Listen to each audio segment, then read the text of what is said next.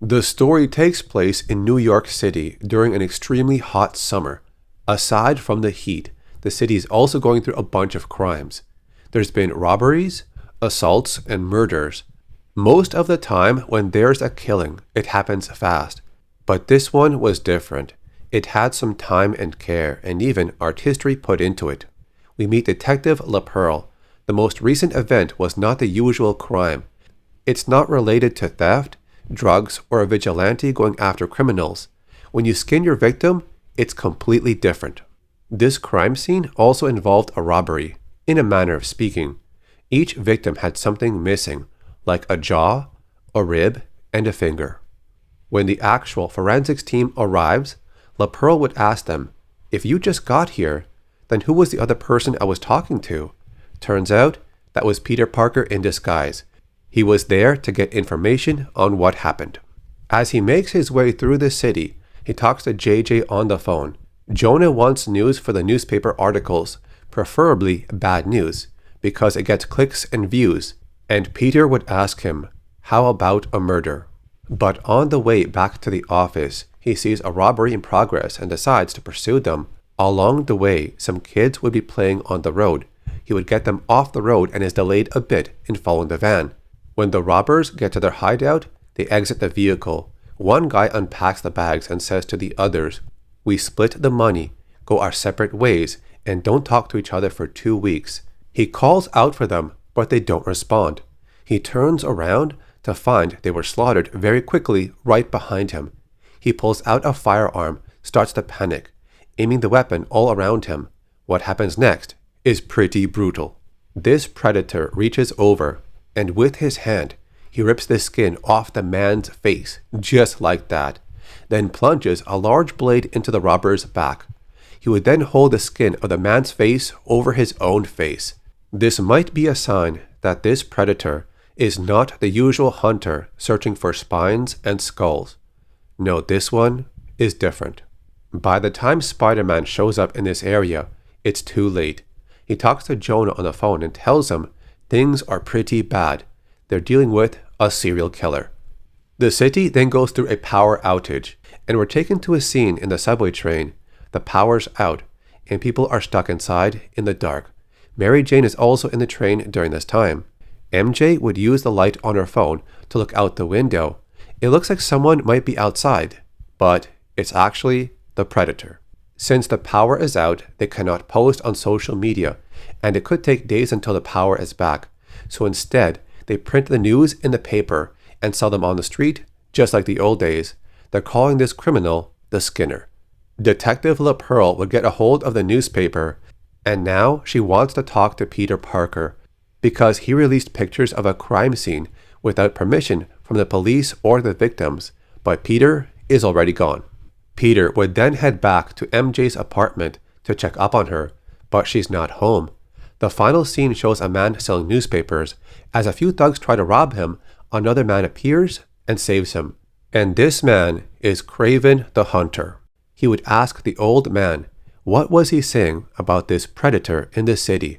The heat wave still continues, and it got worse when they lose power throughout the entire city. Utility workers are trying to get things fixed, but it's a slow process. One of them is seen underground, and somewhere down the tunnels, he can hear something. He then finds a subway train. When he opens the door, he finds the bodies of people. Some of them are missing limbs, but their skins have been torn off as well. It's a gruesome sight. Someone appears from the shadows, asking for help, but the face is peeled off to reveal the Skinner Predator. While this man is being attacked, it's a distraction for MJ and some other woman to escape. Meanwhile, Peter Parker showed up at MJ's apartment looking for her, but she's not there. There's a knock at the door, so he goes to open it. It's Detective LaPearl. She's here to question Peter when he released pictures of her crime scene. Peter quickly shuts the door on her, and she starts thinking, is Peter part of the crime? Before she kicks the door open, Peter tells her to check the underground garage near Morton and Washington. Then he escapes out the window. As Spider-Man swings away, a Pred ship appears above him, but it's invisible.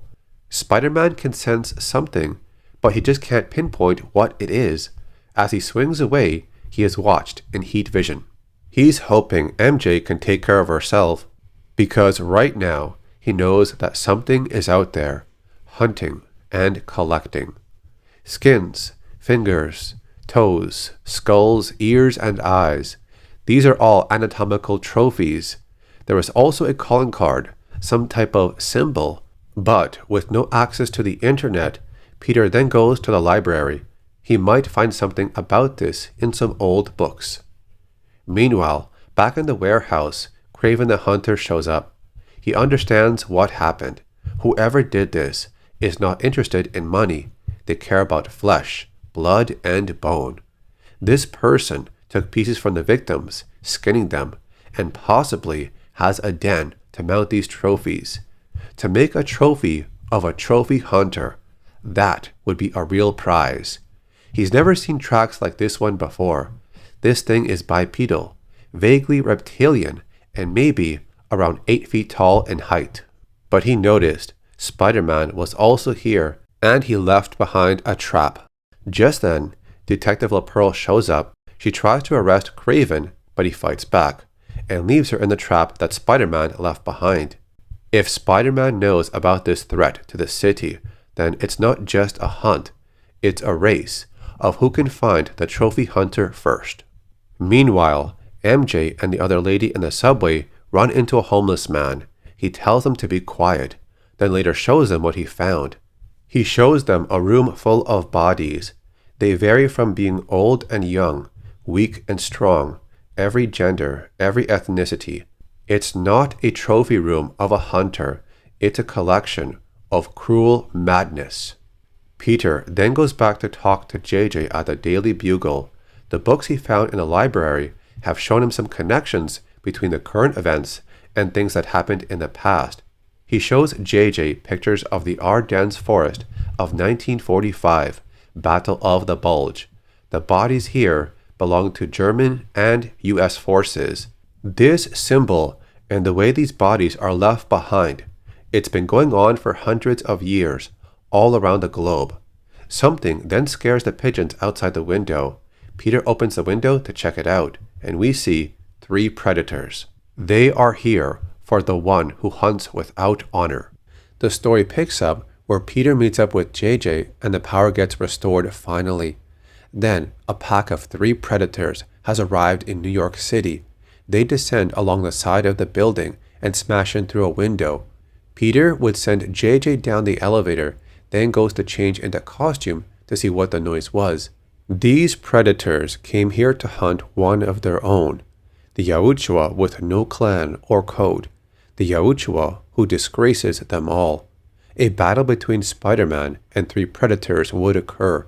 They toss a shuriken at him as it cuts his leg. He dodges their attacks, kicking one of them, webbing another, while still dodging again. We shift over to the rooftop of a building where 2 maintenance workers got a transformer working again. Kraven shows up, shoots an arrow at the transformer, which turns off the power again. He says, "We stay in the dark for now, New York. If news gets out what's really happening here, the Avengers might show up." So he wants this hunt all to himself. Kraven knew this would take time and patience. This hunter would target random prey in the city, which makes him much harder to track and anticipate his next move. No one is safe. Kraven starts to wonder about this hunter's vague sighting in the city. This could mean it is traveling and hiding below, not above. The scene would shift to Mary Jane, a woman she met in the subway, and a homeless man they ran into. They are below New York City in what looks like the lair of the Skinner. The 3 of them would go through hallways. They hear someone call out for help, but the homeless man knows it's a trap. The Skinner would use the voice of people to lure new prey towards him. The man leads them to a pit of rats and pushes them both inside, using the heat of the rats to cover them. He tells them to stay in there as long as they can, because he's coming. However, the homeless man gets caught by the Skinner and he's taken out. His last words to the 2 women are to stay down, stay safe. We then go back to Spider-Man versus those three predators. He realizes, even though there's only three of them, their powerful weapons makes it feel like a dozen. He webs the mask of one pred and pulls the mask off. It then charges him with its wrist blades drawn. Spider-Man would web them both by the head and smash them together, but his spider senses warn him of danger, the third predator.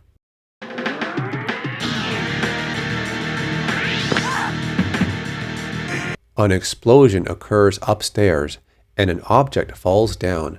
As JJ is right below it, Detective LaPearl would push him to safety. The object that fell was a predator, as it rips out right before the two of them. The story picks up with Mary Jane and the lady she met in the subway. They exit through a manhole and are now in the streets of New York. The city is still going through a massive heat wave, but as they're trying to run away, something is right behind them. The Skinner is now topside with them. He pulls out his wrist blades, ready to attack. The Skinner is ready to strike them down, but then an explosion is heard in the back. He knows it's the plasma burner of a ship. His attention is now in that direction, so he takes off. We then see Kraven show up. He would ask the two women, "Where is the predator?"